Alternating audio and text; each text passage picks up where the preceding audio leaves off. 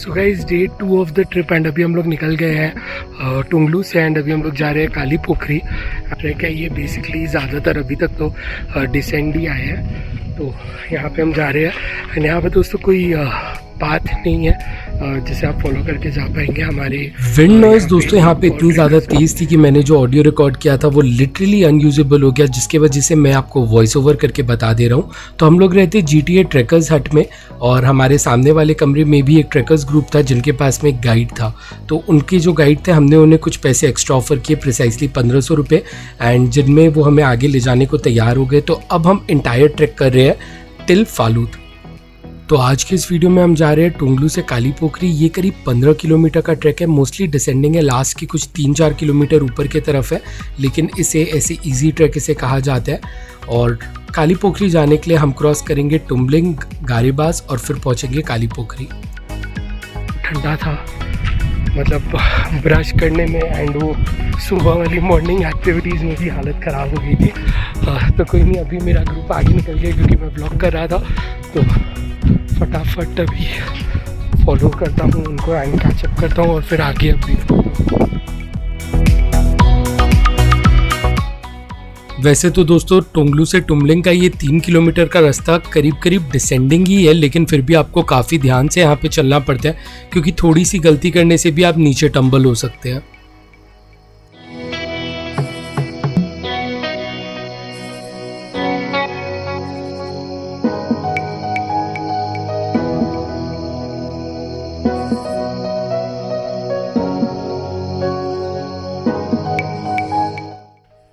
तो गाइज़ टुम्बलिंग के बाद से गाइड मैंडेटरी है। आप अगर शिंगालीला रेंज में जा रहे हो या अगर आप उसके आगे फालूत जाना चाहते हो तो गाइड 100% मैंडेटरी है। तो उसी वजह से हम लोगों ने ये किया एंड बचाओ तो ठीक है दोस्तों, सब कुछ बहुत बढ़िया है, सीन काफ़ी बढ़िया है। सन अभी ऑपोजिट डायरेक्शन से, उसके वजह से रुक रुक के व्लॉग करना पड़ा, वरना सब कुछ अंधेरे में आएगा। तो यही चीज़ है।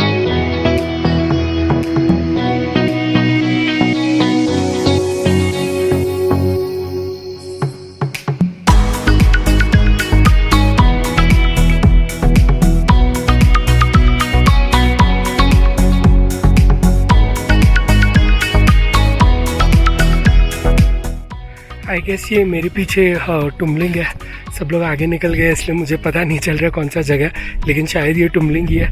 एंड यहाँ से दोस्तों सीन देखिए,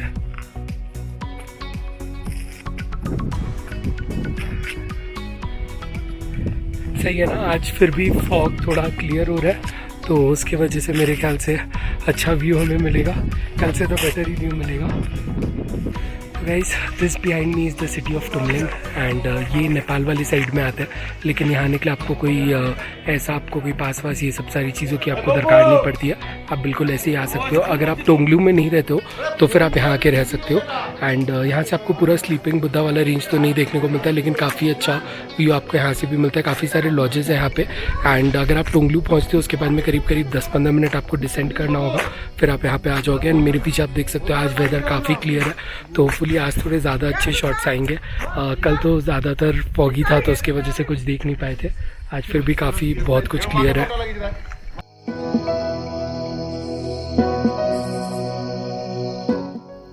यहाँ दोस्तों अगर आप जनवरी या फरवरी के महीने में जाते हो तो सब कुछ डिपेंड करता है टोटली वेदर के ऊपर में।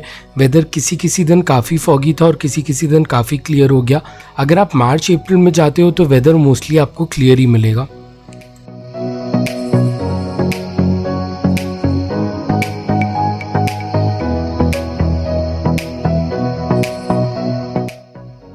तीन किलोमीटर की ट्रैक करीब कंप्लीट करने के बाद हम पहुंच गए शिंगालीला नेशनल पार्क के गेट पे। यहाँ पे दोस्तों आपको अपना एक आईडी प्रूफ देना होता है और साथ ही साथ एंट्री के पैसे आपको देने पड़ते हैं, जिसके बाद में आप ऑफिशियली एंटर कर लेते हो शिंगालीला नेशनल पार्क।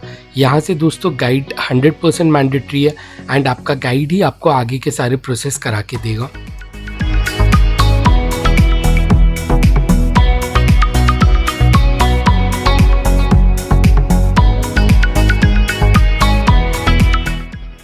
गाइस यहाँ पे हमने एंटर कर लिया है शिंगालीला नेशनल पार्क एंड यहाँ पे आपका एंट्री का लगता है 120 पर पर्सन पर डे। और अब जब आप लास्ट में फालूत तक जाओगे तो वो शिंगालीला नेशनल पार्क में ही आता है। तो 4 दिनों के एंट्री का हम लोगों ने दिया पर पर्सन करके, तो पर पर्सन आया 480 रुपये पर पर्सन। एंड अभी कंटिन्यू कर रहे हैं वापस से, अब पार्क के अंदर है हम। अगर आप लकी हो तो यहाँ पे आपको रेड पैंडा भी आपको देखने मिल सकता है। एंड ये पूरा शिंगालीला नेशनल पार्क के अंदर का पूरा सीन है। एंड यहाँ से भी ऐसे ही नॉर्मली जैसे रास्ता पूरा ट्रैकों के नीचे जाते हैं वैसे जा रहे हैं।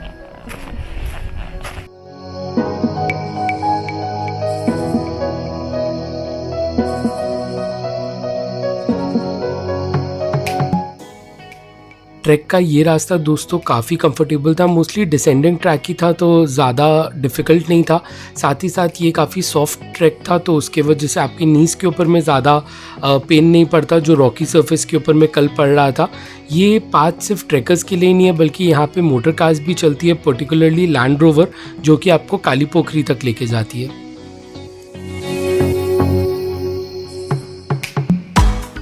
तो गाइज़ अभी हम लोगों ने ऑफिशियली एंटर कर लिया नेपाल। एंड एक पुलिस चौकी थी, एक छोटा सा एक नेपाल का एक चेक पॉइंट था, वहाँ पे नाम वाम लिखाना पड़ा। वो सब करने के बाद में हम लोगों ने एंटर कर लिया। यहाँ पे टेरेन थोड़ी सी रॉकी है, ऑल्टीट्यूड हाई है, हवा थोड़ा थिन हो गया, थोड़ा सा डिफ़िकल्ट है लेकिन फिर भी कर लेंगे। एंड एक बहुत कोल्ड विलेज है यहाँ पे। एंड अजीब अजीब जगह पे दोस्तों लोगों ने अपना घर बना रखा है पहाड़ों के ऊपर में, जहाँ पे मतलब कि घर जाने के लिए सोचिए लोगों को एवरीडे सोचिए 1 घंटे ट्रैक करना पड़ता होगा। वैसे हमारे साथ जो गाइड है उसने कहा कि कल वो लोगों को ड्रॉप करने के बाद वापस नीचे गया था एंड सुबह वापस तो आज वो ऊपर आया। एंड उसे वो इंटायर दोतरे से ट्रैक करने में उसे करीब 50 से 60 मिनट लगते हैं। हमें वहीं पे दोस्तों कितना देर लगा था आपने वो देखा था। तो ये चीज़ है, ये लोग अलग लेवल पे फिट होते हैं यार।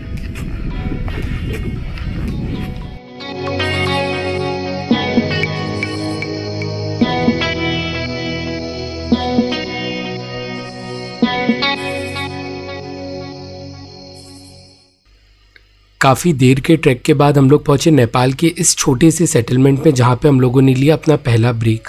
क्योंकि हम लोगों ने सुबह पहले ब्रेकफास्ट नहीं की थी इसलिए यहाँ पे हम लोगों ने कुछ चाय और मैगी ऑर्डर किया।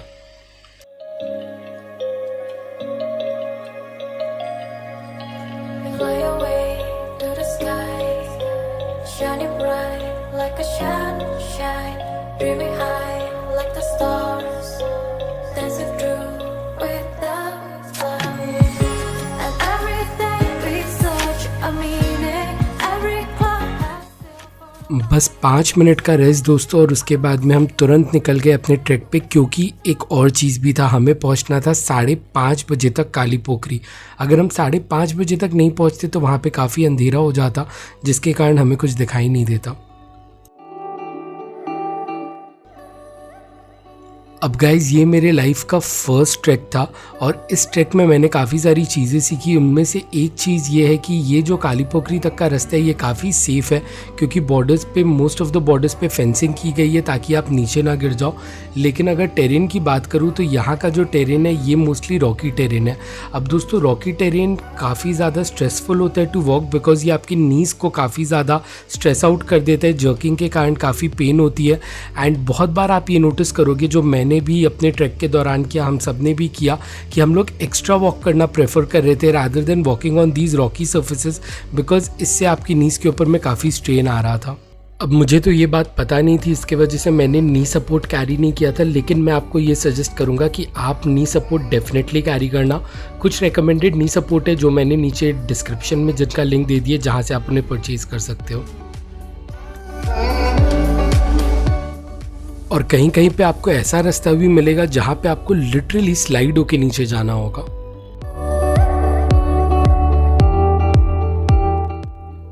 ठंड, फॉग, ऑक्सीजन की कमी और रॉकी टेरेन, इन सारी मुश्किलातों का सामना करते हुए हम लोगों ने करीब 3 किलोमीटर का और ट्रैक किया और फिर कुछ दूर पे हमें दिखा एक छोटा सा ट्रैकर्स का ग्रुप। आगे जाने पे हमें एक सेटलमेंट भी देखने को मिला। तो गाइस अभी हम पहुंच गए गरीबास में। ये रास्ते में पड़ता है, ये है 2620 मीटर की ऑल्टीट्यूड पे। काफ़ी सारे होम स्टे, वापस आते वक्त शायद हम यहाँ पे भी स्टे करेंगे एक बार। और अभी कुछ देर के लिए रुक गए, यहाँ पे कुछ थोड़ा सा रेस्ट लेंगे। काफ़ी रॉकी टेरेन था ये, काफ़ी सारी जगह पे काफ़ी स्टीप था, तो उसके वजह से बहुत ध्यान दे के आपको उतरना होगा। एंड बेटर होगा अगर आप ट्रैकिंग बूट्स ही पहन के आए, not sports shoes and all, because वो थोड़ा बहुत स्लिप होता है। ट्रैकिंग बूट्स आपके स्लिप नहीं होंगे। एंड ठीक है, काफ़ी बढ़िया चल रहा है अभी तो। कितने दूर आए हैं ये मालूम नहीं, बट काफ़ी दूर आ गए हैं।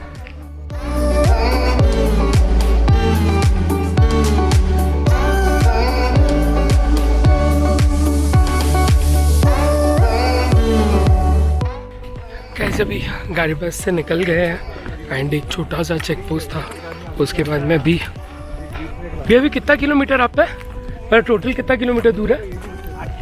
8 किलोमीटर। अभी 8 किलोमीटर और बाकी है। एंड अभी रास्ते में काफ़ी सारे ट्रैकर्स और भी मिल गए हैं।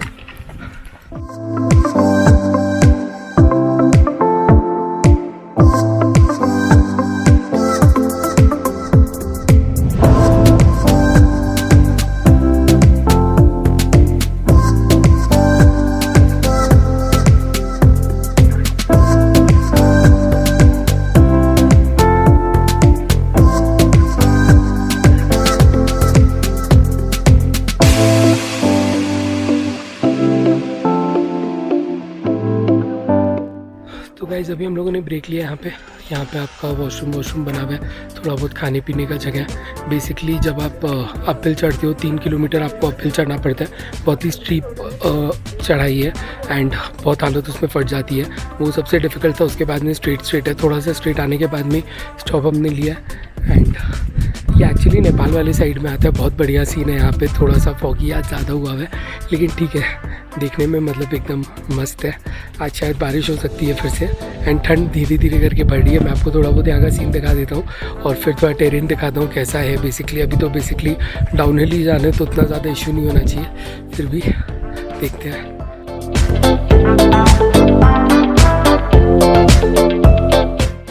अब ये जिस जगह पे दोस्तों हम पहुंचे, इस जगह का नाम है कायाकाटा और ये नेपाल में है। और क्योंकि हम कायाकाटा में, मैं आपको यहाँ की एक पॉपुलर कहानी सुना देता हूँ। तो इस जगह का नाम लोग कहते हैं कायाकाटा इसलिए पड़ा क्योंकि मारवाड़ीज को यहाँ पे लोकल्स काया कहते हैं। पुराने ज़माने में यहाँ पे एक मारवाड़ी बिजनेसमैन हुआ करता था जो काफ़ी ज़्यादा प्रॉफिट्स अपने पास रख लेता था और लोकल्स के साथ कुछ भी शेयर नहीं करता था। एक लोकल ने गुस्से में आके उसका सर काट दिया, जब से इस जगह का नाम कायाकाटा पड़ गया।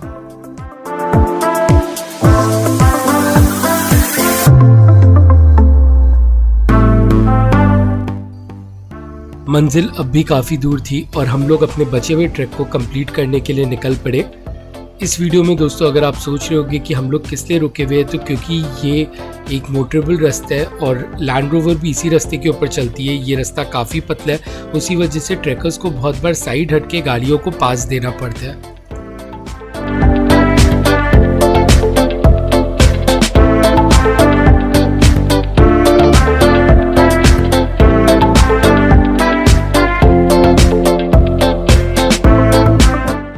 तो गाइस ये हमारे ट्रैक का लास्ट 10 मिनट अभी बजे फ़िलहाल 3:10।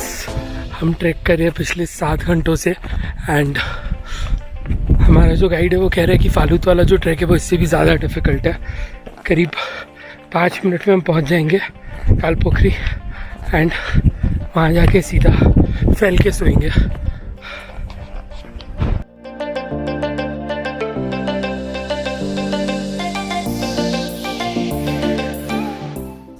और फिर हमें कुछ दूर पे और ट्रैकर्स दिखने लगे, जिससे हमें ये पता चल गया कि अब हम काली पोखरी या फिर काल पोखरी पहुंच गए हैं। अब दोस्तों इस जगह का नाम काली पोखरी इस पॉन्ड की वजह से रखा गया क्योंकि इसका जो पानी है ये ब्लैक कलर का है। आगे आने वाले अगले एपिसोड में दोस्तों मैं आपको बताऊंगा काली पोखरी से रिलेटेड सारी इन्फॉर्मेशन, हम लोगों ने कौन सा लॉज बुक किया, कहाँ पे हम लोग थे, कितने पैसे खर्च हुए और कैसे हम लोगों ने कुछ नए दोस्त बनाए और उनके साथ काफ़ी पार्टी की।